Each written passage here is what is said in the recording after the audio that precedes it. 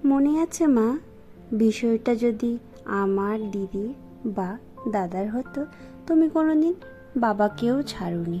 বাবা যেদিন মারা গেল সেদিন থেকে তুমিই আমাদের সব, বাবা মা সবটাই। বাবার কমি আমাদের কোনোদিনও বুঝতেই দাওনি। একটা মহিলা আমাদের পড়াশোনা করিয়েছে, বড় করিয়েছে, বিয়ে দিল, আজও সব কর্তব্য করছে। কি করে পারো মা? এমনটা তো কোনো ছেলে মানুষও ঠিক করে পারে না। কিন্তু মা, তুমি বড় মিথ্যেবাদী। তুমি আমাকে যেভাবে এই পৃথিবীটাকে দেখিয়েছে তেমনটা একদমই না, সবটাই আলাদা। তুমি বলেছিলে ওটা আমার বাড়ি, তাহলে নিজের বাড়ি যাওয়ার জন্য কেন পারমিশন নেব বলো তো মা? মনে আছে মা, ছোটবেলায় তুমি আমাদের কোনোদিনও বকা দাওনি, কিন্তু কখনো যদি একটু জোর গলাও কিছু বলেছ, আমি জোরে জোরে কান্না শুরু করি। কারণ আমি জোরে কথা কোনোদিনই পছন্দ করি না, আর মনে খুব আঘাত লাগে আমার। তাই তুমি আমাদের বলতে, কাঁদছিস কেন বোকামে? কানলে কি হয়? একটু কথাও বলা যায় না তোকে। সত্যি তোর মনটা বড়ই সরল। কিন্তু মা, এখন বুঝলাম কান্না করা মানে নাটক করা। জানো মা, আমি আর কাউকে কিছু বোঝাতেই পারি না। বোঝাতে গেলেই সবাই ভাবে আমি তর্ক করছি, কিন্তু আমি তর্ক করি না মা। আমার কোনো ভুল না থাকলেও আমি বোঝানোর চেষ্টা করি, কিন্তু বোঝার মতন কাউকে আর পেলাম না মা, যে আমাকে বুঝে বলবে যে কাঁদছো কেন বা কি। সেরকমটা কিছুই হলো না। তাই আমি ভাবি মা বড় মিথ্যেবাদী। তুমিও তো মা আমাকে আমার ছেলের মতন 10 মাস পেটে ধরেছ, আমার মতনই কষ্ট করে আমাকে বড় করেছ। যেমন ছেলেদেরকে মারা বড় করে, তেমনি ঠিক ওইভাবে মেয়ে আমাকে তুমি বড় করেছ। তাহলে আজ কেন তুমি আর আমি আলাদা? মা গো, আজ বুঝতে পারলাম তুমি কোনোদিনই সত্যি কথা বলনি। তুমি যে এত বড় মিথ্যেবাদী এখন আমি বুঝতে পারি। যেমন করে বড় করেছিলে, সবটা দেখিয়েছিলে, তেমনটা কিছুই আর দেখতে পাই না। মাগো, মেয়ের মাকে কেন বলা হয় মেয়ের সংসারে ঢুকতে না? মা কোনোদিন কি মেয়ের খারাপ চায়? তাই না বলো? আজ যদি আমার শাশুড়ি থাকতেন, তাহলে কি আমায় বকতেন না, আদর করতেন না? তেমনি ছেলের শাশুড়ি তো মা হয়, তাই না মা?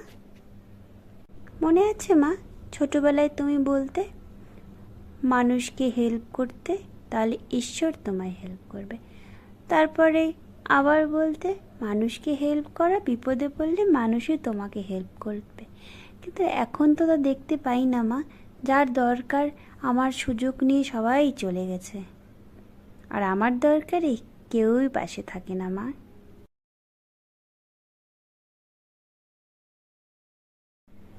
সেই আগের মতন এখন আর আমার ঘুম থেকে উঠেই খিদে পায় না। আমিও মা হয়ে গেছি। মা হয়ে বুঝলাম যে কতটা স্যাক্রিফাইস, কম্প্রোমাইজ করতে হয় বাচ্চার জন্য। এখন আর ঘুম থেকে উঠে আমি নিজের জন্য খাওয়ার জন্য ছুটি না, ছুটি বাচ্চা বরের জন্য। আমিও সংসার করছি মা, তোমার মতনই। তুমি তো আরও সুপার উমেন।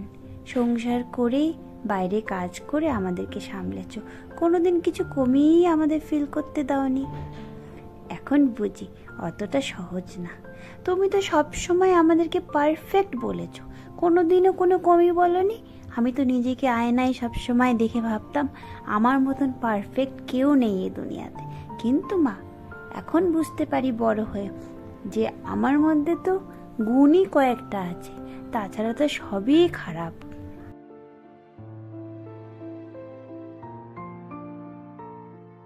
হয়তো মা আমি ভালো মেয়ে নেই, আমি ভালো বোন হতে পারিনি, আমি ভালো ননদ হতে পারিনি, আমি ভালো বৌদি হতে পারিনি, আমি ভালো বৌমা তো হতেই পারিনি, হয়তো আমি ভালো বউও হতে পারিনি। কিন্তু মা, আমি আমার সর্বশেষ মানে সব কিছু দিয়ে চেষ্টা করছি যদি আমি ভালো মা হয়ে উঠতে পারি। মা তো সবারই ভালো হয়, তাই না মা? আজ আমি বুঝতে পারি ছেলের মা হয়ে যে কেন ছেলের মারা বাবু বাবু করতে থাকে। কারণ ছেলে হোক বা মেয়ে হোক, দুজনকেই তো নিজের আত্মা দিয়ে বড় করা হয়, তাই না মা? মাঝে মাঝে তো আমি এমনিই কাঁদি ভেবে ভেবে যে আমার ছেলে বড় হয়ে যাবে, আমার থেকে দূরে চলে যাবে, অন্য কোথাও পড়াশোনা করবে, বিয়ে করবে, সংসার করবে, তারপর তারপর তোমার থেকে আলাদা হয়ে যাবে, তাই না? এটাই হচ্ছে পৃথিবীর নিয়ম, তো করার কিছু নেই।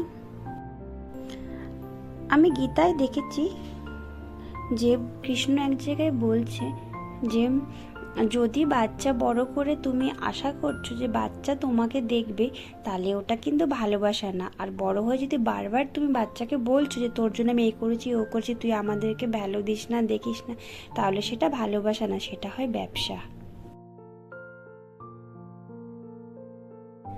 যাক, অনেক কথাই বলে ফেললাম যেগুলো আর মুখে বলতে পারি না তোমাকে, আজ এই ভিডিওর দ্বারাই বলে দিলাম। আমার মতন কি সব মেয়েরাই এটাই ফিল করে? তুমিও কি সেটাই ফিল করতে মা? মেয়েদের বিয়ে হওয়ার জীবনটা কি একদমই আলাদা? আমি বুঝতে পারি না সবারটাই কি এরকমই, নাকি আমাদেরটাই শুধু আলাদা। তো চলো, বাই বাই, তোমরা দেখতে থাকো ভিডিওটা। আমি আজকে বাই বললাম। এই দেখো ভিডিওর মধ্যে আমার কি ঘুম পাচ্ছে, বাচ্চা ঘুম পাড়াতে পাড়াতে সত্যি আমি যে ঘুমিয়ে পড়বো তখন ভাবতে পারি না, মাঝে মাঝে আমি এরকম ঢুলতেই থাকি। তো যাই হোক, আজকের ভিডিওটা এটুকুই। এখন 9টা বেজে গেছে, 9টার পরে ঘুমাই। এই যে এবার জামা কাপড় ধোয়া, আমি একটু বসবো, তারপর সেই জামা কাপড়গুলো ধোবো, তারপর খাওয়া দাওয়া করবো, তারপর ততক্ষণে ও উঠে যাবে। তো এইভাবেই আমার সকাল 6টার থেকে মানে সকাল 9টা বাজে, এইভাবে যুদ্ধ চলে। তার মধ্যে আজকে নীল নেই বলে একটু রেস্ট, না হলে আবার এক্সট্রা করে ব্রেকফাস্ট বানানো। তো চলো আমি খাওয়া দাওয়া করি। টিল দেন তোমরা ভিডিওটাকে লাইক করো আর কমেন্ট করো যদি কিছু ভালো লেগে থাকে আমার কথাবার্তা। বাই বাই, দেখা হবে আবার নতুন ব্লগে।